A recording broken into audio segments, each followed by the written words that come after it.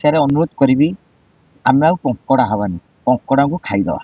ଯଦି କିଟରେ ଶହ ଶହ କୋଟି ଟଙ୍କା ଲାଭ ହଉଛି ତାହେଲେ ବିଲ୍ଡର ଆଉ ବିଲ୍ଡିଂ ଅଫିସ ନାହିଁ ସମସ୍ତେ କିଟ୍ ଭଳିଆ ଗାଁ ଗାଁରେ କରିଦେଲେ ମୁଁ ବେଶୀ ଖୁସି ହୁଅନ୍ତି।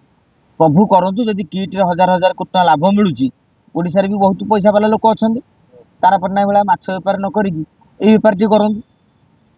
ବୈଜନ୍ତ ପଣ୍ଡା ଆଉ ଖଣି ବେପାର ନ କରିକି ଆଟଲିଷ୍ଟ ଆରେ ଇଲା ପଣ୍ଡା ବଇଁଶୀ ପଣ୍ଡା ବିଶ୍ୱବିଦ୍ୟାଳୟ ଗ୍ଲୋବାଲ ୟୁନିଭର୍ସିଟି, ଆରେ ଯଦି ସେଥିରେ 500 କୋଟି ଟଙ୍କା ଲାଭ ହଉଛି ନା, ଯେ କିଟ୍ ବିରୁଦ୍ଧରେ ଦଳେ କ'ଣ ହଉଛି ନା ଆଜ୍ଞା, ଯିଏ ବି ଶୁଣୁଥିବେ ମୁଁ ସ୍ପଷ୍ଟ ଭାବରେ କଥା କହେ ସବୁବେଳେ। ଦଳଙ୍କର ହଲା ଯେ ଆମେ କିଟ୍ ବିରୁଦ୍ଧରେ କହିଦେଲେ ତାପରେ ଚାନ୍ଦା ମିଳିବ, ତାପରେ ମାସ ଉପରେ ତାକୁ ବନ୍ଦ କରିଦେବା। ଆପଣ ଦେଖିବେ ଗୋଟେ ଲକ୍ଷ୍ମୀ ବସ୍ ଚାଲୁଛି, ଲୋକେ ଆକ୍ସିଡେଣ୍ଟ ହେଇଯାଉଛନ୍ତି, ଆମେ ମନ୍ତ୍ରୀ ସଚିବକୁ ଗିରଫ କରାହଉଛି ନା ତାଙ୍କୁ ଦାୟୀ କରାହଉଛି? ଆମେ ସମ୍ପୃକ୍ତ ଡ୍ରାଇଭରଙ୍କୁ ଦାୟୀ କରୁଛୁ। ଠିକ୍ ସେଭଳି ଭାବରେ ଯଦି ଆମେ ଗୋଟେ ଉଦାହରଣ ଭାବରେ ନେବୁ, ଗୋଟେ କିଟ୍ କିସ୍ରେ କିଛି ଅବ୍ୟବସ୍ଥା ଘଟିଛି, ମୁଁ କହିବିନି ଯେ ନାଇଁ କିଛି ଘଟି ନାହିଁ। ଆମେ ସେମିତି ସାମ୍ବାଦିକ ମଧ୍ୟ ନୁହେଁ, ଘଟିଛି, ଅଘଟଣ ଘଟିଛି ଏବଂ ସେ ଅଘଟଣ ଘଟିବା ଉଚିତ ନୁହେଁ ଏକଥା ମଧ୍ୟ ଜୋର ଦେଇ କହିବି। ପ୍ରତ୍ୟେକ ଜୀବନ ମୂଲ୍ୟବାନ ଏକଥା ବି ଜୋର ଦେଇ କହିବି। କିନ୍ତୁ କଥା ହଉଛି ଦାୟୀ କିଏ? ସେ ଅଚ୍ୟୁତ ସାମନ୍ତ 30,000 ଷ୍ଟାଫ, ସେଠି ପିଲା ପାଠ ପଢୁଛନ୍ତି, ଛୋଟ ପିଲାଠୁ ଧରିକି ବଡ଼ ପିଲାଙ୍କ ପର୍ଯ୍ୟନ୍ତ, ଇଞ୍ଜିନିୟରଠୁ ଆରମ୍ଭ କରିକି ଡକ୍ଟର ପର୍ଯ୍ୟନ୍ତ, ମ୍ୟାନେଜମେଣ୍ଟ ସେକ୍ସନ ପର୍ଯ୍ୟନ୍ତ ପାଠ ପଢୁଛନ୍ତି। ଜଣେ ଗୋଟେ ସିଷ୍ଟମଟେ କରିଦେଇଛି ଯେ ଏଇ ମ୍ୟାନେଜମେଣ୍ଟ ସେକ୍ସନ ଏଇଟା ବୁଝିବ, ସେ ମ୍ୟାନେଜମେଣ୍ଟ ସେକ୍ସନ ସେଇଟା ବୁଝିବ, ସେ ମ୍ୟାନେଜମେଣ୍ଟ ସେକ୍ସନ ସେଇଟା ବୁଝିବ। କିନ୍ତୁ ଆମେ ଦାୟୀ କରିବା କାହାକୁ? ଅଚ୍ୟୁତ ସାମନ୍ତକୁ। ତେଣୁ ଆମେ କେବେ ଅମ୍ବାନୀ ଦାୟୀ କରିଛେ? କାଲି ଆଦାନୀ ଜାହାଜ ନେଇକି ଯାଉଥିବ, ଯାହା ସମୁଦ୍ରରେ ବୁଡ଼ିଗଲା, ଆମେ କହେ ଆଦାନୀ ବାନ୍ଧ। ଆରେ ବିମାନ ଆପଣଙ୍କର ଅଚଳ ହେଇଯାଉଛି ସେଠି, ତାହେଲେ ଯିଏ ବିମାନ ଚଳାଚଳ ମନ୍ତ୍ରୀ ଅଛନ୍ତି ତାଙ୍କ ବିରୁଦ୍ଧରେ ଆମେ ଲେଖୁଛେ। ତେଣୁ ଜିନିଷ ହଉଛି, ତାପରେ ଆଉ ଗୋଟିଏ କଥା ହଉଛି, ଟିଭିର ନାଁ ନେବାଟା ଉଚିତ ନୁହେଁ ଜଣେ ସାମ୍ବାଦିକ ଭାବରେ। ଆମର କାମ ହେଲା ଯେ ଇନଭେଷ୍ଟିଗେଟିଭ, କ'ଣ ଆଜି ଦେଖନ୍ତୁ କ'ଣ ଘଟିଗଲା, ବନ୍ଧା ହେବେ, ଅକଳରେ ପଡ଼ିଗଲେ। ଭାଇ ଇନଭେଷ୍ଟିଗେଟିଭ ଜର୍ଣ୍ଣାଲିଜିମ ମାନେ କ'ଣ? ଏଇଆ ହଜାର ହଜାର କୋଟି ଟଙ୍କାର ଖଣି ଦୁର୍ନୀତି ହଉଛି, ଚାହୁଁଛ ତ ସ୍ପାଇ କ୍ୟାମେରା ଲଗେଇକି ସେଇଠି ରୋକ। ଅଣ ଓଡ଼ିଆ ମାନେ ଆପଣ କହିବେ ମନୋଜ ନାୟକ ଜଙ୍ଗଲ ଜମି କ'ଣ ମାଡ଼ି ବସିଛନ୍ତି, ଆଉ କିଟ୍ ମଧ୍ୟ ଜଙ୍ଗଲ ଜମି ମାଡ଼ି ବସିଛନ୍ତି। ମୁଁ କହୁନି ଯେ ନାଇଁ ମାଡ଼ି ବସିନାହାନ୍ତି, ମାଡ଼ି ବସିଛନ୍ତି। ମୁଁ କହିବା କଥା ସେ ଯୋଉ ମାଡ଼ି ବସିଛନ୍ତି ସେ ଜାଗାରେ ଆପାର୍ଟମେଣ୍ଟ କରି ବିକିଛନ୍ତି ବିଲ୍ଡର ଭଳିଆ, ସେଠି ବାଲି ମାଫିଆଗିରି କରୁଛନ୍ତି, ସେଠି ଗୋଟେ ସ୍ପା ସେଣ୍ଟର ଆଉ ଯୋଉ ଆମର ଅନ୍ୟାନ୍ୟ କିଛି ମାନେ ଡ୍ୟାନ୍ସ ବାର୍ କରିଛନ୍ତି, ସେଠି ଗୋଟେ ଶିକ୍ଷା ଅନୁଷ୍ଠାନଟେ ହେଇଛି, ସେଠି ପିଲା ପାଠ ପଢୁଛନ୍ତି। ତେଣୁ ଆମେ କିଛି ଜିନିଷରେ ପଜିଟିଭ ଜିନିଷ ଦେଖିବା ଉଚିତ। ହଜାର ହଜାର ଏକର ଜମି ଆପଣ ଦେଖିବେ, କେନ୍ଦୁଝରଠୁ ଧରିକି କୋଇଡ଼ାଠୁ ଧରିକି ବଣାଇ ପର୍ଯ୍ୟନ୍ତ ମାଟି ଖୋଳିକି ଜଙ୍ଗଲ ଭିତରୁ କ'ଣ କ'ଣ କଲେଣି, ସାଟେଲାଇଟ ନଥିଲେ ଧରା ହେଇପାରନ୍ତାଣି। କିନ୍ତୁ ସେ କ୍ଷେତ୍ରରେ ଆମର ପ୍ରତିକ୍ରିୟା କ'ଣ? ସେ ଖଣି ଲୁଟ୍ କରି ଅଣ ଓଡ଼ିଆ ମାନେ ନେଇଯାଉଛନ୍ତି। ନା, ଆମର ଦରକାର, ଆମେ ହଉଛୁ କଙ୍କଡ଼ା, ଆମ ଭାଇ ଉପରକୁ ଉଠି ପାରିବ ନାହିଁ, ଆମେ ତାକୁ ବିରୋଧ କରିବୁ।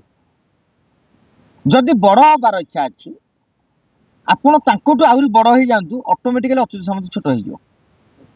କିନ୍ତୁ ଅଚ୍ୟୁତ ସାମନ୍ତକୁ ବାନ୍ଧିବାଟା ମୁଁ ଭାବୁଛି ଗୋଟେ 1 ପଏଣ୍ଟ ଏଜେଣ୍ଡା ହେଇଯାଇଛି, ଯାହାକୁ ବିଶ୍ୱର ପାଖାପାଖି 5-6 ଡଜନ ବୋଧେ 67-68ଟା କ'ଣ ମୁଁ ଯାହା ପଢୁଥିଲି ନ୍ୟୁଜ୍, ତାଙ୍କୁ ଡକ୍ଟରେଟ୍ ମିଳିଛି। ବିଶ୍ୱର ବହୁତ ବଡ଼ ବଡ଼ ନୋବେଲ ଲରେଟ୍ ବି ଏଠିକି ଆସିଛନ୍ତି। ବହୁତ ରାଷ୍ଟ୍ରର, ଖାଲି ଓଡ଼ିଶାର ନୁହେଁ କି ଭାରତର ନୁହେଁ, ଅନ୍ୟ ରାଜ୍ୟରୁ ଏବଂ ଦେଶ ବିଦେଶରୁ ମଧ୍ୟ ଲୋକ ଆସୁଛନ୍ତି। ଆମେ ତାଙ୍କୁ ବାନ୍ଧିକି କ'ଣ ବାର୍ତ୍ତା ଦେବା ବିଶ୍ୱସ୍ତରରେ ଯେ ଆଜ୍ଞା ଓଡ଼ିଶା ଏଭଳି ଏକ ରାଜ୍ୟ, ଯଦି ତେମେ ବେପାର ପାଇଁ ଅନୈତିକ କାର୍ଯ୍ୟ କରିବ ଚଳିଯାଉଛି, କିନ୍ତୁ ଯଦି ପିଲା ପାଠ ପଢ଼ିବେ, ହସ୍ପିଟାଲଟା ହେବ, କି ଏଇ ସୁବିଧା ସୁଯୋଗ ପାଇଁ ଯଦି କିଛି ଅନୈତିକ ମାନେ ଟିକେ ନାକୁ କିଛି ଭୁଲ ଭାଲ କରୁଛ, ତାହେଲେ ବନ୍ଧା ହେଇଯିବ ଏବଂ ତାଙ୍କ ପଛରେ ଗଣମାଧ୍ୟମ ପଡ଼ିଯିବ। ତେଣୁ ଆମେ ଗୋଟିଏ କଥା କହିବା, ଆଲୋ ସଖୀ ଆପଣା ମହତ ଆପେ ରଖି। ମୁଁ ଆପଣଙ୍କୁ କହିବି ଚୋର, ସେ ତାକୁ କହିବ ଚୋର, ମତେ ତେମେ କହିବ ଚୋର, ତାମାନେ ଆମେ ସମସ୍ତେ କ'ଣ ହେଲେ? ଚୋର। ଆମ ଓଡ଼ିଶାର ଗଣମାଧ୍ୟମ ସେଇଆ ହେଇଛି। ମଝିରେ ସମ୍ବାଦ ଆଉ ନ୍ୟୁଜ୍7 କଳି ଲାଗିଲେ, ଯେତେବେଳେ ନ୍ୟୁଜ୍7ର ଆପଣଙ୍କ ଦେଖିବେ ଯୋଉ ହସ୍ପିଟାଲ ପୋଡ଼ିଗଲା, ସତେନ୍ତି ମନୋଜ ନାୟକ ଯାଇକି ନିଆଁ ଲଗେଇଦେଲେ। ମାନେ ଏଇଭଳିଆ ଆମେ କହୁନୁ ଯେ ସେ ଯୋଉ ଲୋକ ମରିଗଲେ ତାଙ୍କ ପାଇଁ ଆମେ ଦୁଃଖିତ ନୁହେଁ, ଉଦ୍ବେଗ ପ୍ରକାଶ କରୁନୁ ନୁହେଁ, ସେଥିପାଇଁ ମ୍ୟାନେଜମେଣ୍ଟ ଦାୟୀ ନୁହେଁ ବୋଲି ଆମେ କହୁନୁ। ସେମାନେ ଦାयୀ। କିନ୍ତୁ ଯୋଉ ମାଲିକଟି ଏଡେ ବଡ ସଂସ୍ଥା ଧରିକି ବଇଛି ତା କାମ କଣ? ଫୋନରେ ବୁଝିବ ଏଇଟା ଠିକ ଚାଲିଛି। ସେ କହେ ସାର୍ ଜଣେ କଣ ଗୋଟି ଗୋଟି ଜାଗାକୁ ଯାଇକି ଯିବ। ଆମେ ଏମିତି କହୁଛେ ରେଳ ଲାଇନରେ ଏଇନା ଯୋଉ ଆଲୋଚନା କରୁଥିଲେ ଯେ ବାଥରୁମ ଟା କ୍ଲିନ କରିବା ଦରକାର। ଅଶ୍ୱିନୀ ବୈଷ୍ଣବ ଜବାବ ଦିଅ, ଆରେ ବାବା ସିଏ ଲୋକ ରଖିଛି, ସେଥିପାଇଁ ବ୍ୟବସ୍ଥା ରହିଛି। ଯଦି ସେଠି ଭୁଲ ହଉଛି ନା ସେ ଲୋକକୁ ସସ୍ପେଣ୍ଡ କରାହେଇଯାଉଛି। ସରକାରୀ ସ୍ତରରେ ଦୁର୍ନୀତି ହଉଛି। ହୋମ ମିନିଷ୍ଟର ମାନଙ୍କର ମୋହନ ମାଝୀ ଅଛନ୍ତି। ଆଜ୍ଞା ଯୋଉଠି ଅପରାଧ କାଣ୍ଡ ଘଟୁଛି ଆମକୁ ଗୃହ ବିଭାଗର ମନ୍ତ୍ରୀ ଆପଣ ଇଏ ଦିଅନ୍ତୁ। ସେଇଟା ପଲିଟିକାଲି ନ୍ୟାରେଟିଭ ହେଇପାରେ, କିନ୍ତୁ ଗଣମାଧ୍ୟମଟି ପଛରେ ପଡିଯିବା ମୁଁ ଶୋଭନୀୟ ବୋଲି ଭାବୁନାହିଁ।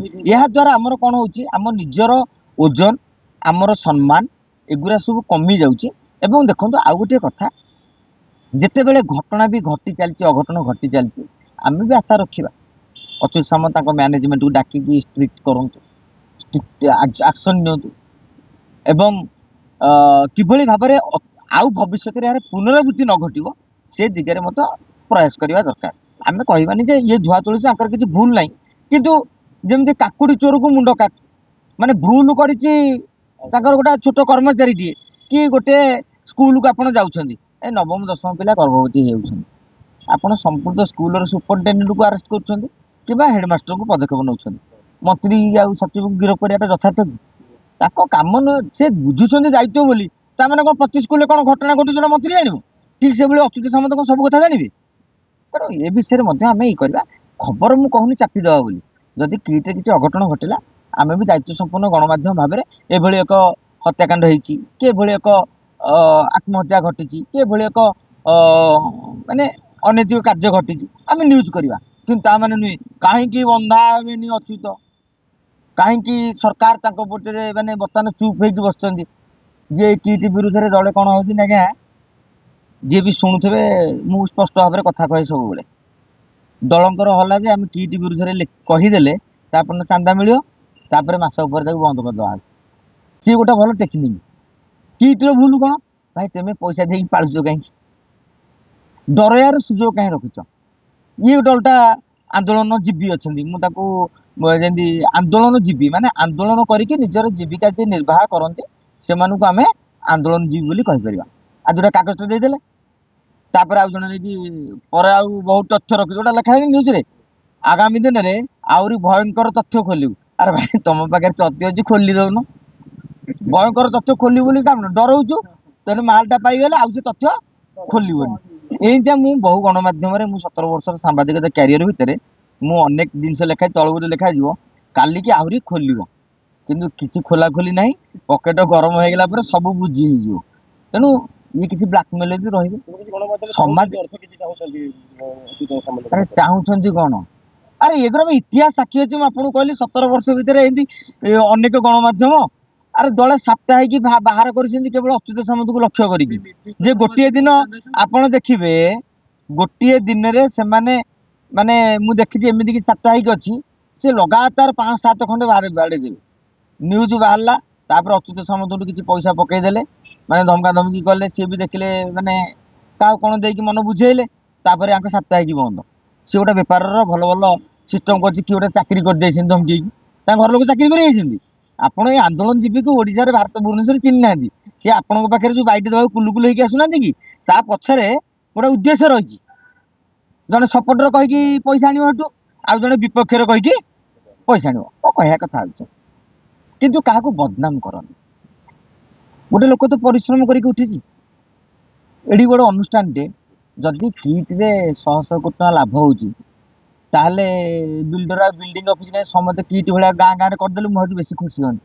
ପ୍ରଭୁ କରନ୍ତୁ ଯଦି କିଟରେ 1000 କୋଟି ଟଙ୍କା ଲାଭ ମିଳୁଛି, ଓଡିଶାରେ ବି ବହୁତ ପଇସା ବାଲା ଲୋକ ଅଛନ୍ତି, ତାରା ପଟ୍ଟନାୟକ ଭଳିଆ ମାଛ ବେପାର ନ କରିକି ଏଇ ବେପାର ଟିକେ କରନ୍ତୁ। ବୈଜନ୍ତ ପଣ୍ଡା ଆଉ ଖଣି ବେପାର ନ କରିକି ଆଟଲିଷ୍ଟ ଆରେ ଇଲା ପଣ୍ଡା ବଇଁଶୀ ପଣ୍ଡା ବିଶ୍ୱବିଦ୍ୟାଳୟ ଗ୍ଲୋବାଲ ୟୁନିଭର୍ସିଟି, ଆରେ ଯଦି ସେଥିରେ 500 କୋଟି ଟଙ୍କା ଲାଭ ହଉଛି ନା, ତାହେଲେ ଲାଭ ହଉଛି ବୋଲି କରିଚାଲ। ଆଜି ଭୁବନେଶ୍ୱର ଗୋଟେ ହେଲା, କଟକରେ ଗୋଟେ ହେଇଯିବ, ବାରିପଦାରେ ଗୋଟେ ହେଇଯିବ, ସମ୍ବଲପୁର ହେଇଯିବ, ବ୍ରହ୍ମପୁର ହେଇଯିବ, ତାମାନେ ବିଶ୍ୱରେ ଓଡିଶା ହେଇଯିବ ଶିକ୍ଷା ହବ।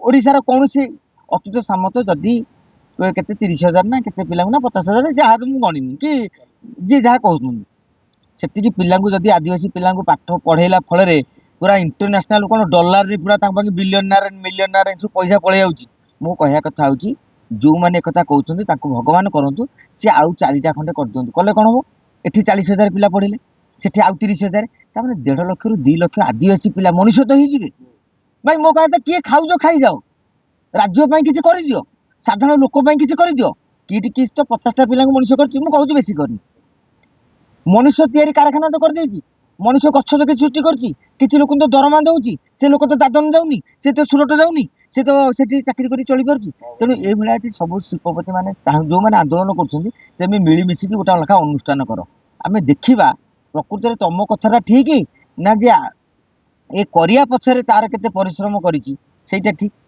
तेणु मो कहा कथा आमे टिके 26 मसीह अनुरोध करी आमे आ कंकड़ा हवानी कंकड़ा को खाईदवा।